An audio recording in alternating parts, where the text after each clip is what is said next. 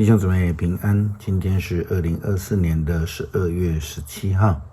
今天的经文是以赛亚书11章第1节到第9节，弥迦书第4章第8节到13节，路加福音第7章31节到35节。我们今天要分享的主题是主的心意。基督徒如何能够明白主的心意呢？只能够透过每日的灵修生活，透过读经来明白上帝的旨意，透过祷告与上帝维持良好又亲密的关系。明白上帝的旨意，主的心意并不是件容易的事，但却是基督徒的责任。如果基督徒不愿意有好的灵修习惯，并且去寻求上帝的旨意，那么又如何能够明白上帝的心意呢？先知在弥迦书第4章第8节到13节这样子谈到：耶路撒冷啊，上帝要在你那里像牧人照顾他的子民，你将复国再一次升为首都。你为什么大声哀嚎？为什么像产妇辗转阵痛？你没有君王吗？你的参谋都死光了吗？耶路撒冷啊，你要像产妇阵痛，辗转哀嚎，因为你们就要离开这城，去住在荒野。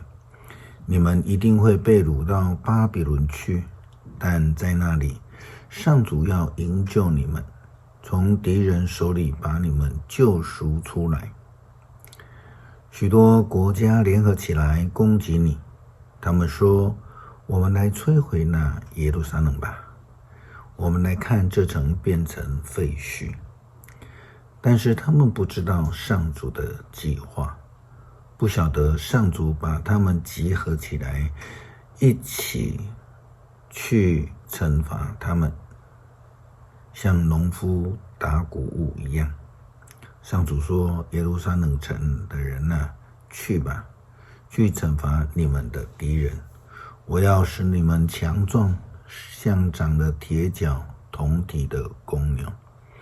你们要歼灭所有许多的国家，把他们用暴力抢走的财物呈现给我天下的主宰。上帝透过先知的预言，要让以色列人明白他的心意。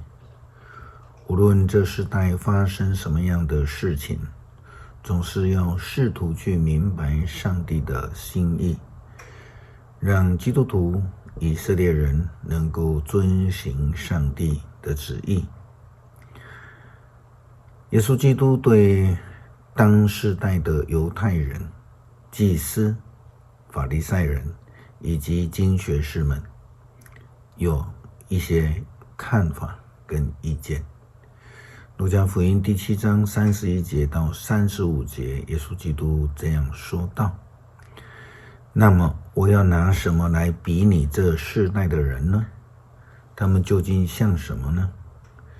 他们正像坐在街头上玩耍的孩子，其中的一群向另外一群喊说：我们为你们吹婚礼乐曲，你们不跳舞；我们唱丧礼哀歌，你们不哭泣。施洗者约翰来了，不吃不喝，你们说他有鬼附身。人子来了，也吃也喝，你们却说他是酒肉之徒，跟睡棍和坏人交朋友。但是上帝的智慧是从所有接受智慧的人身上彰显出来的。这些人完全不明白上帝的旨意与心意，随自己的意思而行。以赛亚书11章第1节到第9节，从耶西的残干上要抽出嫩芽，有一位新王要从他的后代兴起，上主的灵要降在他的身上，赐给他智慧，聪明，给他谋略能力，赐给他知识和敬畏上主的心。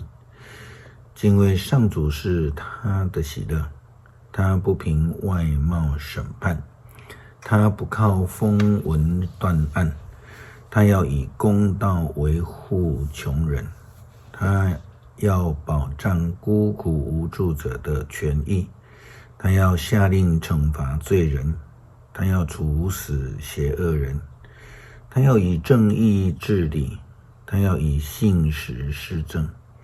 豺狼和绵羊将和平相处，豹子和小羊一起躺卧，小牛和幼狮一起吃奶，小孩子将看管他们，母牛和母熊一起吃喝，小牛和小熊一起躺卧。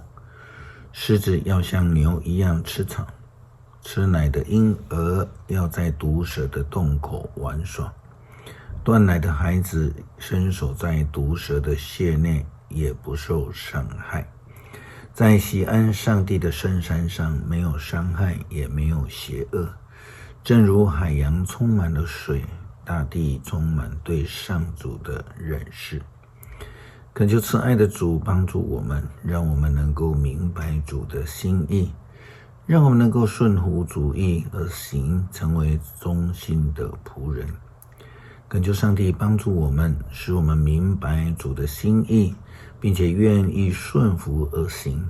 祷告，奉主耶稣基督圣名求，阿们。